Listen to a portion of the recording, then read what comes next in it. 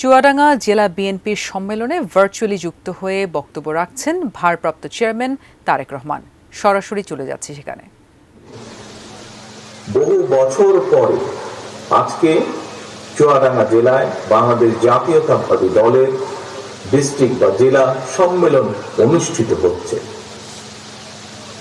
প্রথম পর্বে আমরা আছি, কিছুক্ষণের মধ্যেই প্রথম পর্ব শেষ হয়ে যাবে, দ্বিতীয় পর্ব শুরু হবে। প্রথম পর্বে বিভিন্ন পর্যায়ে দলের মহাসচিব সহ জেলা পর্যায়ে, কেন্দ্রীয় পর্যায়ে বিভিন্ন পর্যায়ের নেতৃবৃন্দ বক্তব্য রেখেছেন আমাদের এক শহীদ সহকর্মীর সন্তান। উপস্থিত আছেন আমাদের আরো শহীদ পরিবারের সদস্যরা। আজকের এই জেলা সম্মেলনে আমি স্মরণ করতে চাই বিগত স্বৈরাচার আন্দোলনে আমাদের যে সকল সহকর্মী শহীদ হয়েছেন তাদেরকে আমি স্মরণ করতে চাই। আজকের এই জেলা সম্মেলনে সমগ্র চুয়াডাঙ্গা সহ সমগ্র বাংলাদেশে আমাদের শত হাজারো সহকর্মী যাদেরকে আমরা হারিয়েছি, যে সকল সহকর্মী যারা বিভিন্নভাবে পঙ্গুত্ব বরণ করেছেন তাদেরকে শ্রদ্ধার সঙ্গে স্মরণ করতে চাই। আমি স্মরণ করতে চাই আমাদের সারা দেশে ছড়িয়ে ছিটিয়ে থাকা সেই ৬০ লক্ষ নেতাকর্মী যারা স্বৈরাচারী বিরোধী আন্দোলনে ভূমিকা রেখেছেন তাদেরকে, যারা গায়েবী মামলা সহ মিথ্যে মামলার নির্যাতনের শিকার হয়েছেন। সারা দেশে ছড়িয়ে থাকা ছিটিয়ে থাকা আমার সেই ৬০ লক্ষ সহকর্মীদেরকে আমি স্মরণ করতে চাই। প্রিয় সহকর্মীবৃন্দ, আজকে এই যে এখানে জেলা সম্মেলন, এর লক্ষ্য বা উদ্দেশ্য কি? আমরা কিছুক্ষণ আগে, আমি বক্তব্যের আগে আমাদের নেতৃবৃন্দের কাছ থেকে দেশের অতীত বর্তমান এর বহু কথা আমরা জেনেছি, ভবিষ্যৎ সম্পর্কে কিছু আমরা শুনেছি। আমি যেহেতু সেই কথাগুলো হয়ে গিয়েছে, আমি সেই কথাগুলোতে আজকে যাব না, যা আপনারা এর ভেতরেই শুনে ফেলেছেন। এখন এই যে আমরা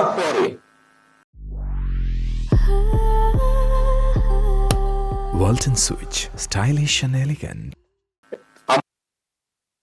আপনাদের সম্ভব আপনাদের দুপুরের খাবারের জন্য একটু বিরতি হবে, তারপরে সম্মেলনের যে আসল, যেটি একটু আগে বাবু খান বলছিলেন যে দ্বিতীয় যেই পর্বটি, সেটি হচ্ছে সবচেয়ে গুরুত্বপূর্ণ পর্ব।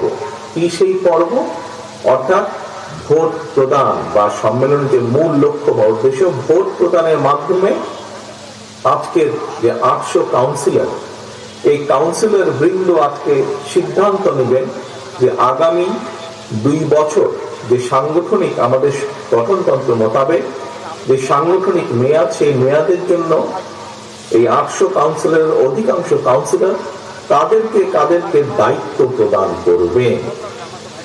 এখন প্রিয় সহকর্মী বৃন্দ, উপস্থিত ভাই বোনেরা, কেন আমরা তো চাইলে, ইচ্ছে করলে আমাদের গঠনতন্ত্রে সেইটা বলাও আছে, যদি মনে হয় আমরা তাহলে যে কোনো ১ জন ২ জন ৫ জন ব্যক্তিকে দায়িত্ব দিয়ে বলতে পারি আপনারাই দেখাশোনা করবেন। না, আমরা কিন্তু সেটা করি। আজকে এই যে এতগুলো মানুষ আজকে আপনারা একত্রিত হয়েছেন এই সম্মেলনকে ঘিরে, কেন? ওই যে কথাটি বললাম যে আপনারা এই যে ৮০০ কাউন্সিলরের বাইরেও বহু সহকর্মীবৃন্দ উপস্থিত আছেন, দলের সদস্যরা উপস্থিত আছেন, কিন্তু একটি নিয়ম কারণ আছে। অর্থাৎ এই ভোটার বলি বা কাউন্সিলর বলি, এই মুহূর্তে দেশে যেরকম জনসংখ্যা প্রায় ২০ কোটি, কিন্তু ভোটার কিন্তু প্রায় ১২ কোটির মতো, পুরো ২০ কোটি কিন্তু ভোটার না। ঠিক একইভাবে এখানে বহু নেতাকর্মী উপস্থিত আছেন, কিন্তু কাউন্সিলর হচ্ছেন ৮০০ জন। এই ৮০০ জন মানুষ ঠিক করবেন যে আগামী দিন তারা দলকে পরিচালনা করবেন। কিন্তু কেন এই প্রক্রিয়ার মধ্যে? কারণ আমরা মনে করি এই যে আজকে এখানে সভাপতি কে হবেন, সাধারণ সম্পাদক কে হবেন, সাংগঠনিক সম্পাদক কে হবেন, এই যে ৩টি পদে নির্বাচন হবে, এটির অর্থ হচ্ছে যে আমরা মনে করি, আমরা বিশ্বাস করি, আমরা দেখেছি, আমরা জানি যে ভোটের মাধ্যমে যখন একজন ব্যক্তি নির্বাচিত হয়ে আসে, সেই ব্যক্তি কতগুলো বিষয়, যতক্ষণ দায়িত্ব থাকে সে কতগুলো বিষয় দেখভাল করে। কি সেটি? যেহেতু সে দলের একটি নেতৃত্বে দায়িত্ব পাচ্ছে, সে দেখভাল করে দলের স্বার্থ, সে দেখভাল করে দলের নেতাকর্মীদের সুবিধা অসুবিধাগুলো, কষ্ট দেখভাল করে, সে দেখভাল করে ঠিকভাবে সাংগঠনিক কার্যক্রমগুলো পালন করা হচ্ছে কিনা, সে দেখভাল করে যে দলের স্বার্থ রক্ষা হচ্ছে কিনা, অর্থাৎ দল যে নীতি বা আদর্শে বিশ্বাস করে সেই কাজগুলো ঠিকভাবে হচ্ছে কিনা। এই ধরনের বিষয়গুলো একজন ব্যক্তি যখন নির্বাচিত হয়ে আসে তখন সে তার দায়িত্ববোধ থেকে এই কাজগুলো করে। এবং যারা কাউন্সিলর বা যারা ভোটার বা যারা সাধারণ নেতাকর্মী, যারা দলের সমর্থক, তারা দৃঢ়ভাবে বিশ্বাস করে যে এইভাবে এই প্রক্রিয়ার মাধ্যমে যদি আমরা নেতা নির্বাচন করতে পারি, সেই নেতা দলের স্বার্থ তারা বিবেচনা করবে। এবং শুধু এটাই নয়, প্রিয় সহকর্মী বৃন্দ, প্রিয় কাউন্সিলর বৃন্দ, এখানে আরেকটি গুরুত্বপূর্ণ বিষয় আছে।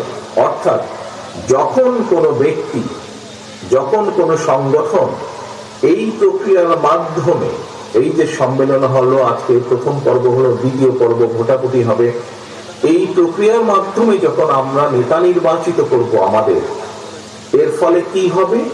এর ফলে আমাদের যে সাংগঠনিক ভিত্তি, এই ভিত্তিটি মজবুত হবে। অর্থাৎ আমরা এই প্রক্রিয়া ফলো করার মাধ্যমে, এই প্রক্রিয়া অনুসরণ করার মাধ্যমে আমরা একদিকে যেরকম ধীরে ধীরে ধীরে সঠিক নেতৃত্ব গড়ে তুলতে সক্ষম হব। এই প্রক্রিয়া অনুসরণ করার মাধ্যমে আমরা যেরকম একদিকে ধীরে ধীরে পর্যায়ক্রমিক ভাবে একজনের পরে আরেক নেতা, আজ এই নেতা দায়িত্বে, পরবর্তীতে কে আসবে, সেটির একটি প্রক্রিয়া তৈরি হবে। অর্থাৎ নেতৃত্বের শূন্যতা হবে না। এই বিষয়গুলো যেমন একদিকে সঠিকভাবে সুন্দরভাবে গড়ে উঠবে, একটি প্রসেস, একটি প্রক্রিয়া গড়ে উঠবে, ঠিক একইভাবে এই প্রক্রিয়া অনুসরণ করার মাধ্যমে দলের ভিত্তি সাধারণ মানুষের মধ্যে ভিত্তিটা দৃঢ় হবে। দলের সাংগঠনিক ভিত্তি বলুন, রাজনৈতিক ভিত্তি বলুন, দৃঢ় হবে। কারণ মানুষজন তখন যাবে, নেতারা যারা দায়িত্বে থাকবে তারা দেখে দেখে দেখে সত্যিকার কর্মী তারা তৈরি করবে দলের জন্য, যারা দলের নীতি আদর্শকে সাধারণ মানুষের কাছে নিয়ে যাবে। এই ধরনের কর্মী তৈরি করবে। হাইব্রিড কর্মী তারা তৈরি করবে না, প্রকৃত কর্মী যারা দলের দুঃসময়, আপনারা যেমন বিগত স্বৈরাচার সময়, আন্দোলনের সময় শত অত্যাচার নির্যাতনের মুখেও দলকে ধরে রেখেছিলেন, দলের ঐক্যকে ধরে রেখেছিলেন, দলের ব্যানারকে ধরে রেখেছিলেন আপনারা। এই ধরনের কর্মী শত অত্যাচার নির্যাতনের মুখেও এই ধরনের কর্মী তৈরি করবে। ওই যে আমরা যেটা বললাম একটু আগে, যেটা বললাম আমি, যে নির্বাচন প্রক্রিয়ার মাধ্যমে যে নেতা চলে আসবে, সে চেষ্টা করবে প্রকৃত কর্মী তৈরি করার জন্য।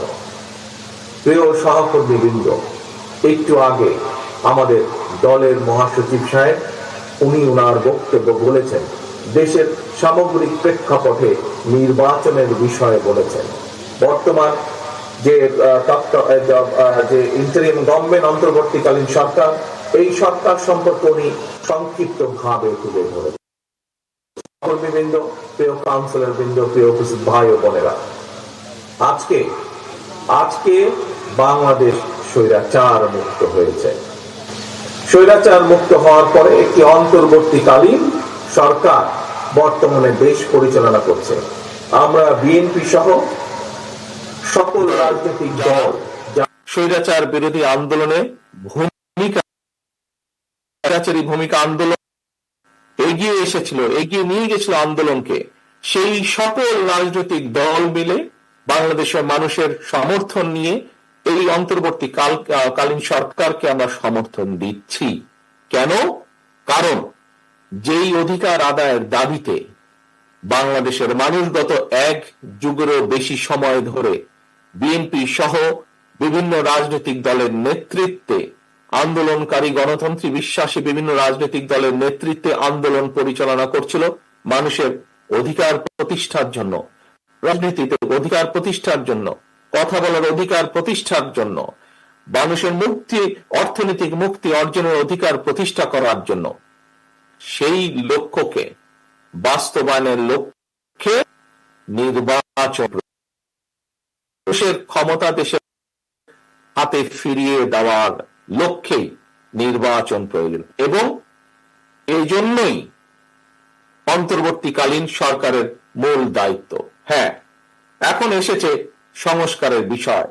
প্রিয় ভাই বোনেরা, আপনারা সকলেই ওয়াকেফাল আছেন, দেশের মানুষ ওয়াকেফাল আছে যে জাতীয়তাবাদী দল 1 মাস আগে নয়, 2 মাস আগে নয়, 3 মাস আগেও নয়,